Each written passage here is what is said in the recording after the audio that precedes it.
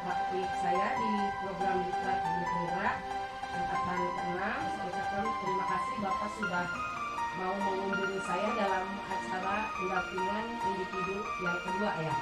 Kemudian yang saya hormati Bapak Ibu Guru SKH Negeri 01 Pembina Pandeglang yang senantiasa selalu mendukung saya untuk senantiasa menjaga kesehatan, terus diberikan kelancaran dalam mengikuti acara diklat ini. Terima kasih banyak ya teman-teman semua. Pada kesempatan kali ini kita berkumpul bersama di sini dalam rangka kegiatan saya ya, pendampingan individu oleh Bapak Pengajar Praktik. Dan untuk kegiatannya ini kita di sini akan berdiskusi mengenai visi sekolah. Nah, visi sekolah yang sudah kita miliki ini apakah sudah sesuai dengan apa yang kita harapkan terkait dengan tujuan pendidikan, yaitu mewujudkan profil pelajar Pancasila, yaitu beriman, bertakwa, dan berakhlak mulia, kemudian bergotong royong, benar kritis, berkebinekaan global dan kreatif. Apakah sudah sesuai? Mari kita diskusikan bersama. Apakah visi ini, visi yang sudah kita miliki, sudah sesuai? Begitu kira-kira ya Bapak Ibu. Saya akan buka PPT yang sudah saya buat. Ini hanya sekedar untuk kita kaji bersama ya. Jadi kita santai saja. Baik, ini PPT sederhana ya. Jadi ini hanya untuk kita kaji bersama dengan obrolan santai mengenai visi dan prakarsa perubahan di sekolah kita. Nah, ini visi yang sudah kita miliki saat ini adalah seperti optimalisasi potensi anak berkebutuhan khusus menjadi insan yang mandiri, berkarakter, dan dapat berperan aktif secara inklusif dalam kehidupan bermasyarakat. Ini visi sekolah yang sudah kita miliki. Mari kita kaji bersama apakah visi sekolah yang sudah kita miliki ini itu sesuai dengan apa yang kita harapkan. Apalagi sekarang kita sebagai guru pendidik di era ini, di zaman ini harus mewujudkan itu ya, profil pelajar Pancasila, Bapak Ibu. Kemudian ini ada tujuan dari diskusi ini. Melalui diskusi ini peserta dapat menilai kesesuaian visi sekolah dengan tujuan pendidikan yang berpihak pada murid. Kemudian melalui diskusi ini peserta dapat menilai kesesuaian visi sekolah dengan impian dan cita-cita murid dengan tepat. Dan satu lagi, melalui diskusi ini peserta dapat menentukan program apa saja yang dapat mendorong perkembangan diri murid dari segala aspek dengan tepat. Dan mari kita kaji bersama Bapak Ibu. Nah, untuk pemantik ini coba saya tanya dulu, untuk impian kita, visi itu apa sih? Visi itu adalah harapan ya, cita-cita kita kaitan dengan anak-anak kita, murid kita, anak-anak ABK. Saya memimpikan murid-murid yang seperti apa, Pak Lili? Memimpikan murid yang seperti apa Pak Lili? Untuk sekarang dan masa depan, cita harapannya itu. Bertugas mengajar tugas besar ya Pak ya. Jadi impian saya sebagai guru pada murid saya ajar selama ini ya, di samping dia memiliki pengetahuan akademik, juga tampilan ya, tampil artinya sebagai bekal ke depan dia di masyarakat. di kehidupan masyarakat. Artinya syukur-syukur dia bisa melanjutkan kuliah ya, tapi itu kan sekian persen lah. Tapi yang lebih penting ya itu tadi, penampilan kapasitas untuk kuliah hidup. Itu saja mungkin. Kemudian Pak Amor, seperti apa murid yang Pak Amor impikan untuk sekarang dan ke depannya? Ya, sok saya tanya satu-satu coba. Pak, menurut Ya, kalau menurut saya keinginan sama Pak Amor itu sih. seperti Keinginan apa? saya gini, sesuai dengan apa yang kita bina bahwa anak didik kita adalah betul-betul itu. Artinya ketika lulus harapan saya bahwa minimal dia bisa hidup mandiri, bisa bergaul dengan masyarakat, bisa membekali kebutuhan hidup dia. Maka pendidikan di sekolah kita adalah membekali mereka. Bagaimana ketika lulus mereka harus mampu. Bukan lagi mengharapkan orang tua, bimbingan temannya, bimbingan saudaranya. Apalagi anak-anak tunarungu sudah dewasa menikah, apa mau terus beban orang tuanya? Ini adalah masalah kita. Nah ini makanya salah satunya adalah pendidikan khusus. Bagaimana menciptakan itu di sana, itu aja, tidak lebih dari itu. Jangan bermuluk pengen S1, S2 dan seterusnya. Kalau buat saya Berkegiatan aja ya. itu mungkin boleh dari Kemudian Pak Iwan, untuk yang diharapkan itu murid untuk sekarang dan kedepannya, murid kita seperti apa nantinya? Tidak jauh dengan apa pandangan dari Pak Lewi dan Pak Hamad ya. Saya ingin menambahkan kita KBK itu kita baik lagi kepada basicnya. Jadi artinya saya berharap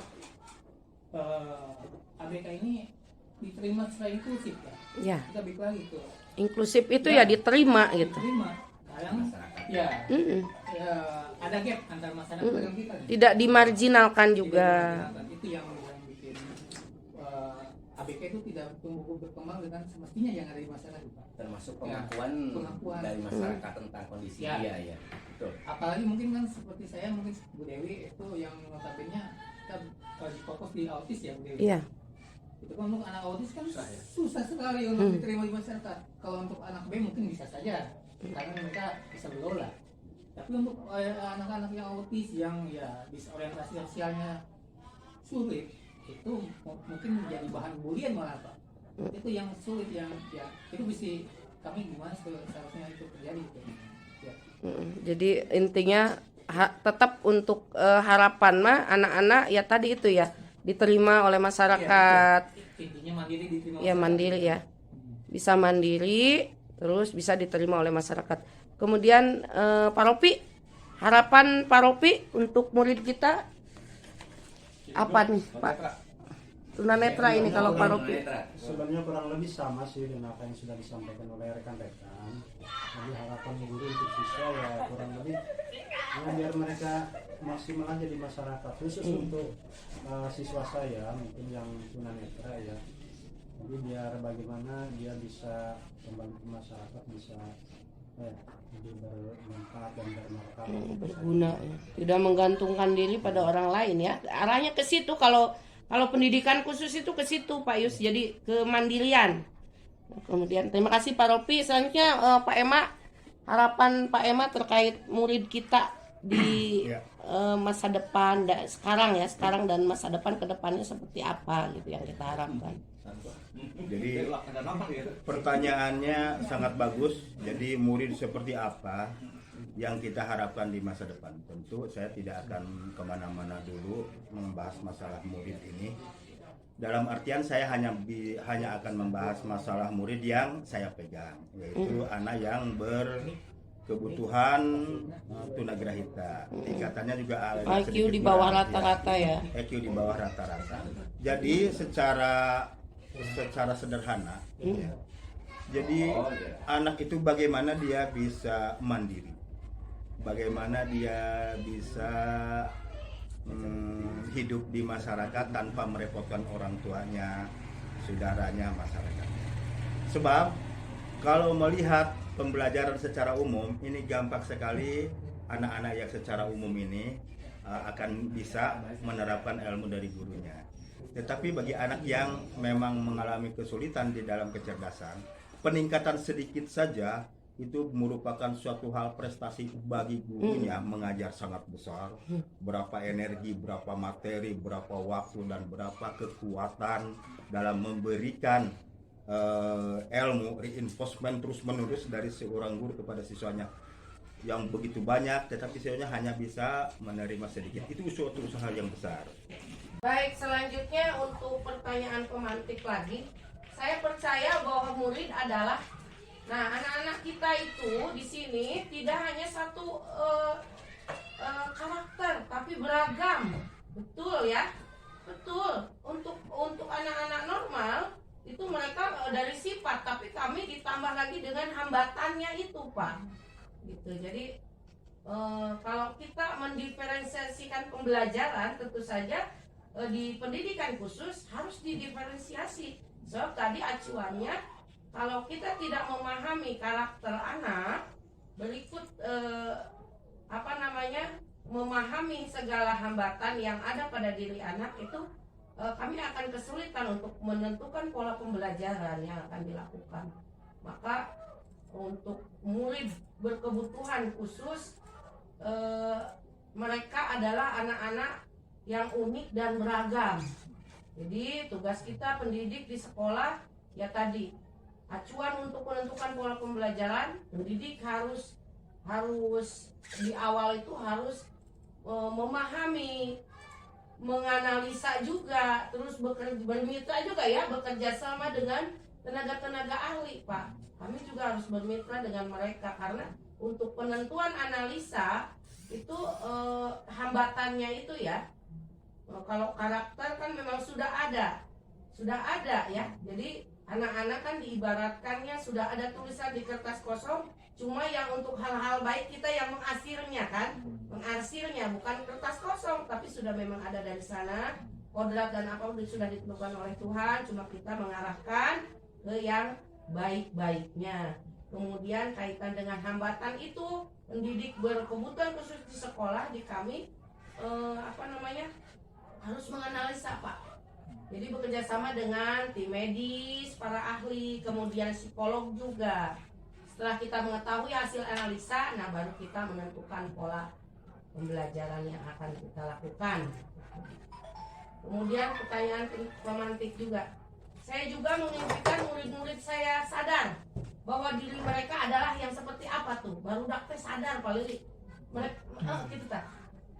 Barudak teh sadar gitu. Kamu punya potensi gitu. Gali potensi di kekurangannya itu. Kemudian di dalam mendidik mereka saya itu mengutamakan apa? Pak Lili mengutamakan apa dalam mendidik anak-anak yang Pak Lili pegang?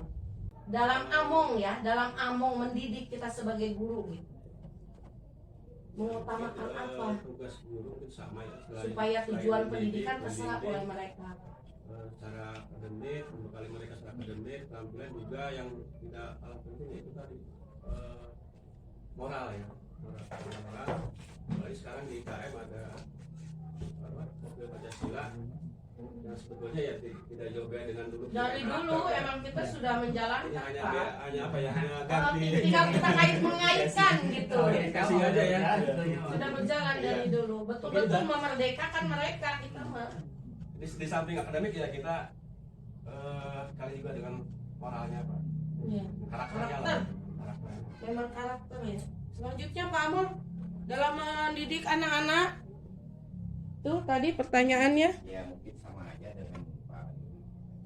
mengutamakan hal apa? Ya mengutamakan terutama tentang karakter dan moral dengan era zaman sekarang, baik digitalisasi dan sebagainya. Yang jelas pengaruh-pengaruh luar, apalagi karena ini khusus di anak saya, karena saya menghadapi anak tunarungu yang notabene megang HP itu sudah keseharian. Mereka sudah bisa Google sendiri, bisa YouTube sendiri, dan di dalamnya itu kalau kita tidak pandai-pandainya memilah-milah, itu mereka yakin mengadopsi apa yang mereka lihat. Nah disinilah fungsi kita, fungsi guru, ya betul, untuk menghandle itu, untuk mengcover itu bagaimana. Karena ya salah satunya pembelajaran saya sendiri tiap minggu saya selalu periksa HP, periksa mereka. Nah ini salah satu metodenya.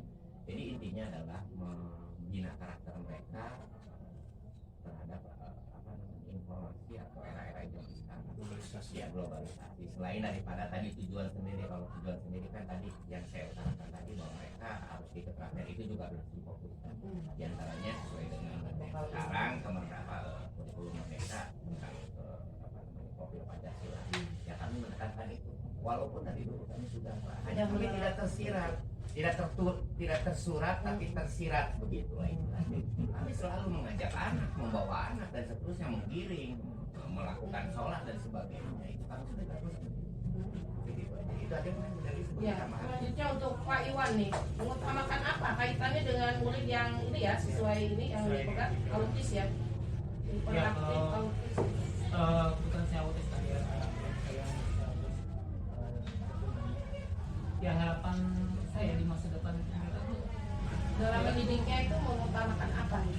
yang saya utamakan mereka itu bisa komunikasi secara Berkegiatan, berkomunikasi, berinteraksi ya Pak Iwan. interaksi. Intinya untuk autis itu memang ya mereka keadaannya seperti itu, agak fokus. Gagal fokus gitu Pak. Gangguan konsentrasi.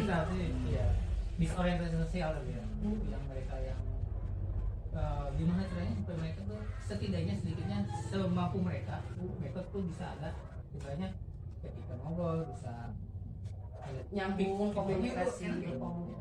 walaupun tidak sesempurna apa yang kita pahami kan setidaknya mereka ada stop take off kan gitu. Ya itu mungkin yang simpelnya seperti itu. Kalau itu Baik. Kemudian untuk selanjutnya, oleh karena itu saya dengan rekan guru semua paham bahwa kami perlu meningkatkan kemampuan kami dalam hal apa? Dalam mendidik anak kaitannya. Jadi kompetensi apa yang harus kita miliki nih? Kita tingkatkan Bapak Ibu untuk mencapai tujuan pendidikan yang kita harapkan sesuai dengan visi sekolah kita. Apa yang perlu kita tingkatkan, kompetensi apa nih? Apa namanya? Meningkatkan itu ya, Among lebih sabar, terus jangan cepat menyerah ketika banyak tantangan yang kita hadapi mungkin ya, gitu. Kadang-kadang saya perhatikan juga Pak Yus, mereka kebingungan dalam menghadapi anak gitu. Menghadapi anak apa yang harus apa yang harus saya lakukan nih? Kalau modal dasar di pembelajaran menangani anak berkebutuhan khusus, kompetensi sosial dan emosional yang harus kita tingkatkan dalam pembelajaran ya ketika menghadapi anak. basic. Nah, Itu basic gitu. itu dasarnya Pak. Dasar. Ketika kita sudah memahami emosi anak, maka dalam pembelajaran pun kita akan mudah mengarahkan mereka. Mungkin itu ya Bapak Ibu untuk kita semua renungkan. Kemudian lanjut, ini ada program pendorong perkembangan murid untuk kita semua dalam menyesuaikan visi sekolah yang sudah kita miliki. Apakah sudah nyambung ke arah sana nggak gitu? Udah sesuai belum visi sekolah kita nih? Sesuai dengan penguatan profil pelajar Pancasila. Apakah sudah sesuai? Tadi yang sudah Pak Amor sampaikan Pak Yus. Jadi dari dulu kita memang sudah menerapkan. Gitu, cuma mengait-ngaitnya itu sekarang mungkin gitu gitu ya. Kita sudah tersurat dan tersirat gitu. Jadi dari dulu sudah menerapkan. Mereka itu harus merdeka anak-anak kita. Dulu mah kita tidak baca sama nomenklatur, sekarang kan ada. Jadi udah gitu. Gini Pak, Kita mah sudah sesuai. dulu saya misalkan kelas SMA, kelas 10 misalkan aja LPP-nya dulu nih kami mah bukan ketika ini LPP nggak kuat nih buat anak ketinggian Dia maka kita kami sesuaikan. ambil anak SD nggak jadi masalah selama itu bisa dipertanggungjawabkan pada waktu itu. Sekarang dirubah dengan yang sekarang atau lebih ngeunah gitu. Asal lu itu nah ini Jadi diarahkan kita ya. sebenarnya begitu, hanya sekarang masih banyak dengan kurikulum baru ini saya juga masih banyak bingung juga gitu ya. Ini wajar lah, baru juga Baru Juli kemarin. ya, karena idealnya kan 3 tahun itu baru 3 atau 4 tahun dilaksanakan baru cekasana mah kuntilah ke kamar karena sekolah ayeuna geus ganti deui. Itu dari tahun 2013 gitu. 2020 baru kalau kacekel gitu ya 100%. Karena yang namanya kurikulum bukan hanya membuat RP dan silabus, yang poinnya adalah ruhnya, intinya tujuannya itu yang harus kena, bukan membuat administrasinya mah gampang. Tapi tujuannya itu yang Banyak tantangan ya. Ya, baik Bapak Ibu, mungkin itu saja untuk kajian diskusi hari ini. Terima kasih Pak Pepe. Hanya itu yang bisa saya sampaikan. Minta masukan dan saran terkait apa yang kami diskusikan ini, dan minta disemangati juga gitu ya. Jadi kedepannya apa yang perlu ditingkatkan gitu. Guru PP itu guru. Pengajar praktik saya yang memantau saya. Daftar ini, daftar ini. Nanti gini kegiatannya Pak Muar kayak Pak Yus. Apa di Ya, ditutup dulu ya. Demikian Pak Yus, teman-teman semua, rekan-rekan saya semua, terima kasih. Oh iya. Sudah ulang waktu untuk berdiskusi bersama terkait ini. kalau pengajar praktik itu apa sih? Wabillahi taufiq wal hidayah. Assalamualaikum warahmatullahi wabarakatuh. Ayo kita ngobrol santai sekarang. Tutup ya, close ya. Apa kesini lagi Pak? Kemana nih Pak? apa-apa. Udah ya kos ya, Jumatan. Iya. Ngobrol aja, ngobrol santai Pak. Dimakan Pak. Iya. Alhamdulillah. Pak nanti besok kegiatannya gitu lagi saya. Kayak kemarin loh Kak, yang kemarin. Oh tapi dikelompokkan kan dengan Iya. kelompok saya semua. Membahas modul berapa itu? 1.3. Oh, 1.3 positif dan ini ya divisi sekolah penggerak. Iya. Oh, Pak Among ya? Pak Amor, Pak Wahyudin, Wahyudin. cuma nama bakennya Amor. Amor. Ya ini Pak aktif, ini guru-guru ini yang ini aktif semua, lincah gitu. Ini terkait ini pengisian instrumen yang membangun Pak Iwan Pak. Di sini tuh dia nggak takut, Jadi tolong Bu Dewi untuk jangan terlalu powerful gitu. Malah kata saya ini mendukung. Yang nggak diisi nih kenapa ini? Saya justru cinta sama saya ke Bu Dewi. Ya benar gitu. Makanya saya mengoreksi dia. Ayo. Kayak gitu kan. Itu saya suka yang jangan takut gitu. Ini saya tuh harus seperti apa? Apa adanya Bu ya. Apa adanya gitu. Karena ikan saya melihat Ya, teman gitu. Ya itulah. Saya gitu. Saya baca gini, kan Pak Iwan doang iya jadi buat renungan saya sendiri Pak, saya nggak marah, saya nggak pernah benci ke seseorang, tapi saya benci sikapnya itu bukan ke orangnya ya, tapi untuk membangun saya gitu ya, baik pemandiri terhadap mendidik pekerjaan lah gitu. Ini kan termasuk pekerjaan ya. Ini juga telat Bu Dewi, harusnya ini dulu baru ngisi itu. Iya harusnya, Kan makanya ini makanya ini juga udah di ini. Makasih banyak ya atas saran dan masukan rekan-rekan sejawat. Jangan bosan mengingatkan. Itu biasa juga nggak terlalu labas teuing lah istilahnya. Itu fungsi kita berkolaborasi di lingkungan satuan pendidikan. Ayo silakan ada ini terkait ini saya paparan yang sudah kami diskusikan.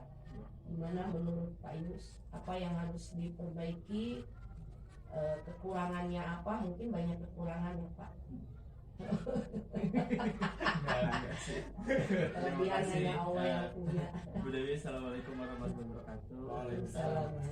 Pak Uli, Pak Amor, Pak Iwan, Pak Rofi, sama Pak Emma, Pak Emma. Mas. Ya, jadi keren lah pertama kali kesini tuh ya. Jadi budaya positifnya, saling mendukungnya itu ada. Itu sebenarnya yang diharapkan ya di pendidikan guru penggerak ini. Jadi salah satu atau ada dua aktor lah, salah dua nih. Itu pertama ada guru penggerak, pertama ada pengajar praktik. Guru penggerak itu langsung terjun di lapangan. Guru pengajar praktik itu tugasnya mendampingi CGP. guru penggerak, ya, ada calon guru penggerak mendampingi. Jadi berarti nanti kalau Pak Amor jadi pengajar praktik, nanti akan mendapatkan pendidikan terlebih dulu nih, sambilan mendapatkan teorinya terkait guru penggerak itu harus ngapain. Jadi hanya mendampingi saja. Yang terjun langsung di lapangan adalah guru penggerak. Capaian mana? Tentu saja capaian guru penggerak. Saya pas jadi guru penggerak itu di angkatan 2, jadi udah capeknya ya Bu Dewi. Iya. Nah dulu juga sama gini-gini ya. Penggerak itu jadi guru penggerak dulu. Ya, pengajar praktik ada yang dari guru penggerak, ada yang langsung pengajar Kalau praktik. nggak harus guru penggerak dulu ya. Nah, nanti pun hasilnya pengajar praktik itu nggak mendapatkan sertifikat guru penggerak, tapi kalau mau jadi guru penggerak harus ikutan lagi namanya rekognisi. Guru penggerak itu Yang menggerakkan. Sebenarnya